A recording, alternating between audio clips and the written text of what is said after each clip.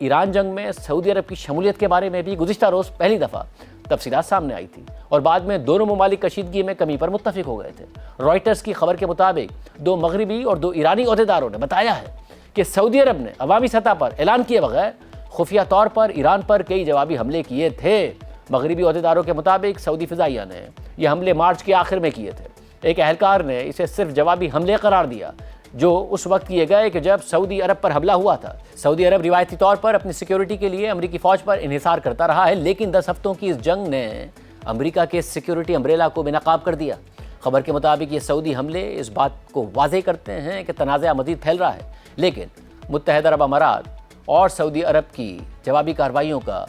ان کا انداز ایک جیسا نہیں ہے۔ متحدہ عرب امارات نے ایران کے خلاف زیادہ سخت موقف اختیار کیا ہے۔ اس کے برعکس سعودی عرب نے کوشش کی ہے کہ تنازع مزید نہ بڑھے اور وہ ایران کے ساتھ باقاعدہ رابطے میں رہا ہے، جس میں سعودی عرب میں ایران کے سفیر کے ذریعے رابطہ بھی شامل ہے۔ اس معاملے سے واقف ایرانی اور مغربی عہدیداروں کا یہ بھی کہنا ہے کہ سعودی عرب نے ایران کو ان حملوں سے متعلق آگاہ کر دیا تھا اور اس کے بعد دونوں ممالک کے درمیان سخت سفارتی رابطے ہوئے اور سعودی عرب کی مزید جوابی کارروائی کی دھمکیوں کے بعد دونوں ممالک کے درمیان کشیدگی کم کرنے یعنی ڈی ایسکیلیشن کے لیے ایک انڈرسٹینڈنگ پر اتفاق ہو گیا۔ رائٹرز کی رپورٹ میں مزید لکھا ہے کہ مغربی سورسز کے مطابق کشیدگی کم کرنے کے سمجھوتے سے پہلے سعودی عرب نے ایران کو یہ دھمکی بھی دی تھی کہ وہ بھی متحدہ عرب امارات کی طرح سخت رویہ اختیار کرتے ہوئے مزید جوابی کارروائی کرے گا اور پھر مارچ کے آخر تک سفارتی رابطوں اور سعودی عرب کی اس دھمکی کے نتیجے میں ایران اور سعودی عرب کے درمیان کشیدگی کم کرنے پر اتفاق ہو گیا۔ اور پھر سعودی دفاعی اعداد و شمار بتاتے ہوئے رائٹرز نے لکھا ہے کہ اس سمجھوتے سے پہلے 25 سے 21 مارچ تک سعودی عرب پر 105 سے زائد ڈرون اور میزائل حملے ہوئے تھے، لیکن سمجھوتے کے بعد 1 سے 6 اپریل تک یہ تعداد کم ہو کر صرف 25 کے قریب رہ گئی،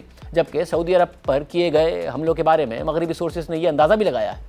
کہ جنگ بندی سے پہلے کے دنوں میں سعودی عرب کی طرف داغے گئے پروجیکٹائل اصل میں ایران سے نہیں بلکہ عراق سے آئے تھے، جس سے ظاہر ہوتا ہے کہ ایران نے سعودی عرب پر براہ راست حملے کم کر دیے تھے، لیکن اس کے اتحادی پراکسی گروپس بدستور سرگرم تھے اور اسی وجہ سے سعودی عرب نے 12 اپریل کو عراق کے سفیر کو طلب کر کے عراق کی سرزمین سے ہونے والے حملوں پر احتجاج کیا تھا۔ اس کے علاوہ